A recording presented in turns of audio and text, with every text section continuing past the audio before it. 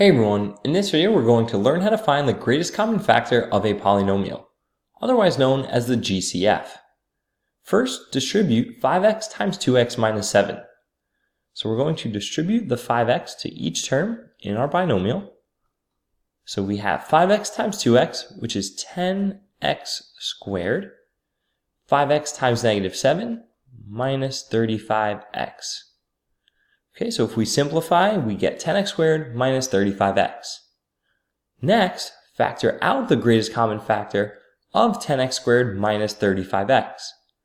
So if we look at the coefficients, 10 and 35 have a greatest common factor of 5. X squared and x have a greatest common factor of x. And that would leave us with 2x when we factor 5x from 10x squared, and minus 7 when we factor 5x from negative 35x. And if we compare our first two examples, we notice they're just the reversal of one another. We distributed 5x times the quantity 2x minus 7, and we came up with 10x squared minus 35x. We started with 10x squared minus 35x, and when we took out the greatest common factor, we ended with 5x times 2x minus 7. So distribution and factoring are reverse operations. So essentially, our goal with all of factoring, no matter what technique we're going to be applying, is to create a multiplication problem, right, between smaller polynomials, between factors, right, that we could distribute out and come up with the original polynomial we've been given. Now, to understand why 5x was the greatest common factor of 10x squared minus 35x, let's look at a few other examples. Determine the greatest common factor of each set of terms, and the first is 6x squared and 18x. So to truly understand the greatest common factor, you have to be able to write a term in its prime factorization. So for instance, 6x squared, let's just start with 6. Written in its prime factorization, that's 2 times 3. And then x squared, its prime factorization is x times x. For a variable, prime factorization is just the expansion of the multiplication, right? X squared means we're multiplying x by itself 2 times, so x times x. 18x, so 18 written in its prime factorization is 2 times 3 times 3, and then times x.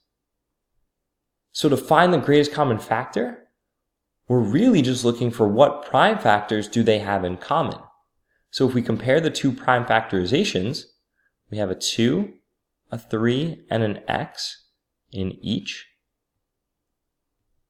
And they have nothing else in common. And if we take those prime factors and we multiply them together, 2 times 3 times x gives us 6x, which is the greatest common factor of 6x squared and 18x.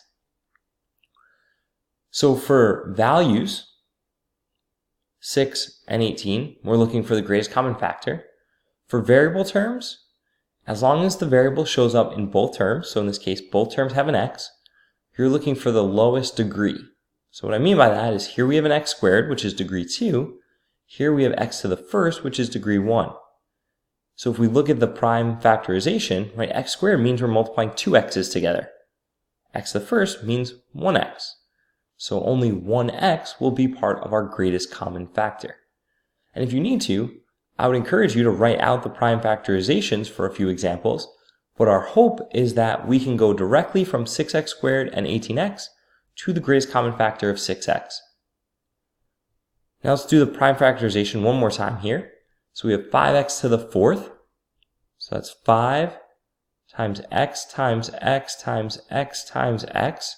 So the multiplication of 4 x's, right, x to the fourth. 15x cubed, so that's going to be 3 times 5 times x times x times x. And then 20x squared, that's going to be 2 times 5 times x times x. So there are all our prime factorizations. So now let's identify what each prime factorization has in common. So each has a 5, and there are 2 x's in each prime factorization. And that's the most that they have in common.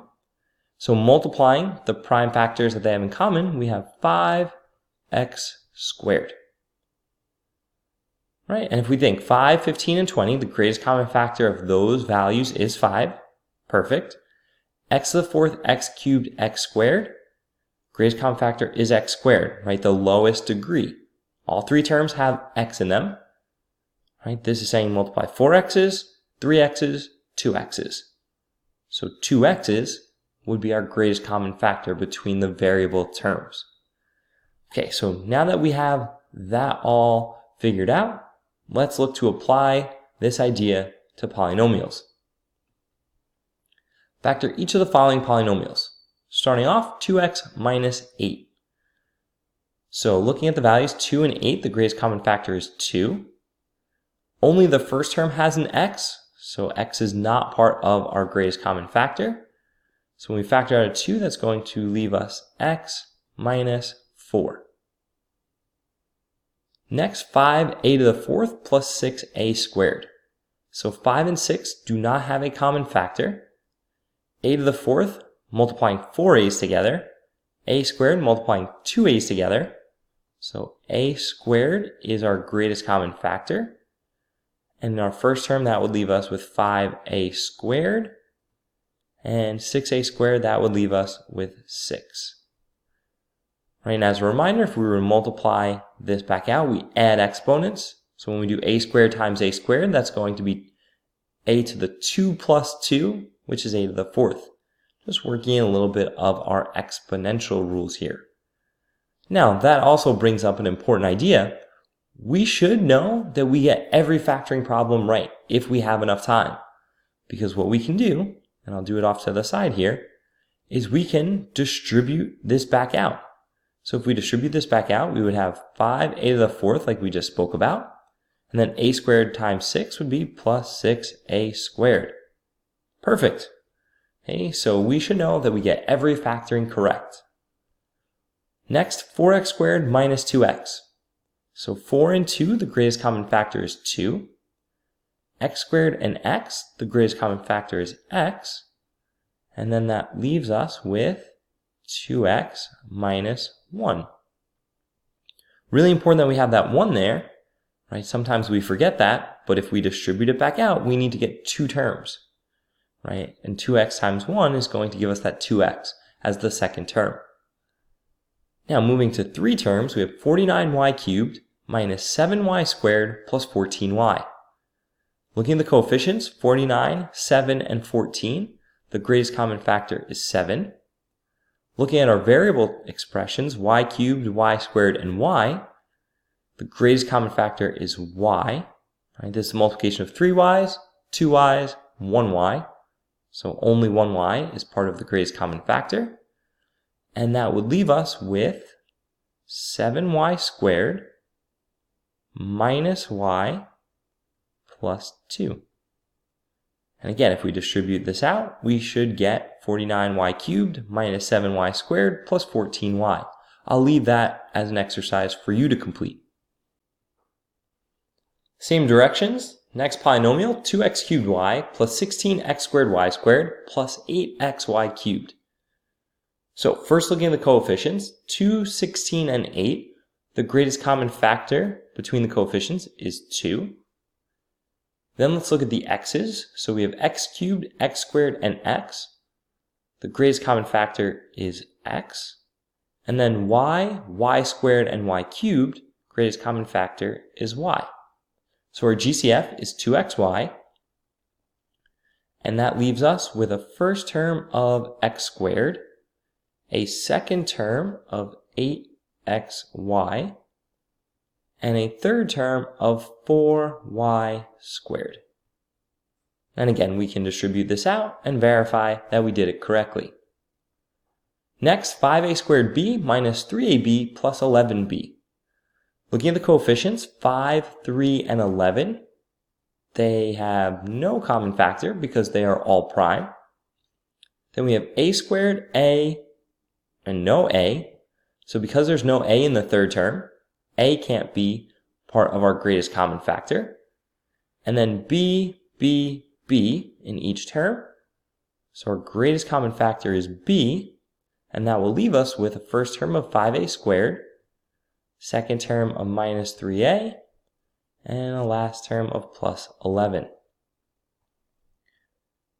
Now moving to 4 terms, 21m to the 4th n squared minus 9m cubed n squared plus 15m squared n squared minus 30mn squared. All right, so looking at the coefficients, 21, 9, 15, and 30, the greatest common factor is 3. M to the 4th, m cubed, m squared, and m. Greatest common factor is just m. And then n squared is in each term, so that's part of our greatest common factor. So our GCF is 3mn squared. So that leaves us with a first term of 7m cubed, second term of minus 3m squared, third term is plus 5m, and our last term is minus 10. And especially with the longer ones, just taking a quick look at what's left in the parentheses, and this is a good practice to get into, did we miss any greatest common factors? So 7, 3, 5, and 10 doesn't seem like there's any common factor between those coefficients. And if we look at our variables, there is no m in the last term, so m can't be part of our greatest common factor of this expression inside of the parentheses, so we're good. And again, we can distribute this out to see if we get what we started with. Next, x times x plus 7 minus 2 times x plus 7. So this one's a little bit weird looking, but when we notice a certain structure to it, it's going to make the problem easier. So what I would not encourage you to do is distribute. You don't want to distribute the x or the negative 2. That's going to make life a little bit more difficult. Treat this as one whole term and this as the other. So this is x times x plus 7. Right? Think of that as the prime factorization. This is 2 times x plus 7. Think of that as the prime factorization. So if we're comparing the two prime factorizations, what do they have in common? Well, they have an x plus 7 in each term. So we can factor out the x plus 7. So we can actually factor out a binomial as our GCF. Again, a little bit weird, but it actually works out nicely, because then we're left with x in the first term and minus 2 in the second term. So we have x plus 7 times x minus 2. And we can distribute the x plus 7 to x and to negative 2, and we would get the original expression. So taking the same approach to 3 times x plus 1 plus x plus 1 squared, let's first rewrite this as 3 times x plus 1, and then x plus 1 squared can be expanded to be x plus 1 multiplied by itself. So if we compare the two terms, so this is 3 times x plus 1. Again, think of that as the prime factorization. This is x plus 1 times x plus 1. That's the prime factorization of this term. So if we compare what they have in common, they each have an x plus 1. So we can factor out the x plus 1, and that's going to leave us in the first term a 3, and in the second term an x plus 1. And we can definitely simplify here, so let's do that. So that's going to be x plus 1, and then we'd have x plus 4, right? 3 plus 1 is 4, and I just put the x first. Okay, so we get x plus 1 times x plus 4 as the factoring of this expression. Okay, let's look at another one, maybe a little bit more difficult. X squared times x minus 3 minus 12 times 3 minus x. So if we think, again, about the prime factorizations, x squared times x minus 3, and then negative 12 times 3 minus x. The issue is I don't see anything in common. But with the 3 minus x, we can write this as negative 1 times x minus 3. Right? We can factor out a negative 1 from 3 minus x. And then we have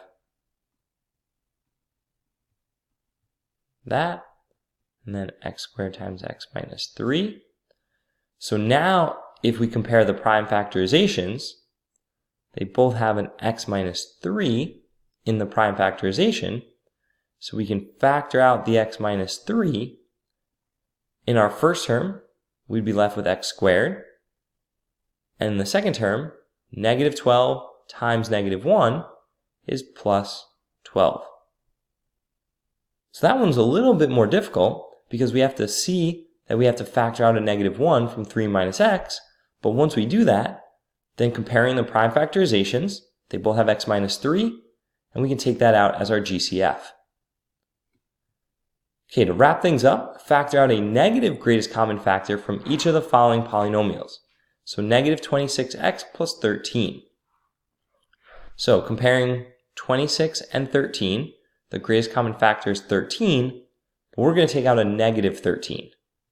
So negative 13, that leaves us with positive 2x minus 1. And now looking at our next example, negative x squared plus 5x minus 7. So the coefficients of negative 1, 5, and 7, there is no greatest common factor between them, right? They're all prime, except for 1, but 1 has no other factors. And then we have x squared, x, and there's no x term in the third term, so x can't be part of our greatest common factor. So in this case, we're just going to be factoring out a negative 1 as our GCF. And that's going to leave us with x squared minus 5x plus 7. Now, we don't typically think of our greatest common factor including a negative, but the reason why we want to go through this technique is when we get into more factoring, sometimes factoring out a negative term is going to make the rest of the factoring easier. So it's important to see it right now when we're talking about the greatest common factor, and that idea of sometimes taking out a negative expression. Okay, so that is the greatest common factor.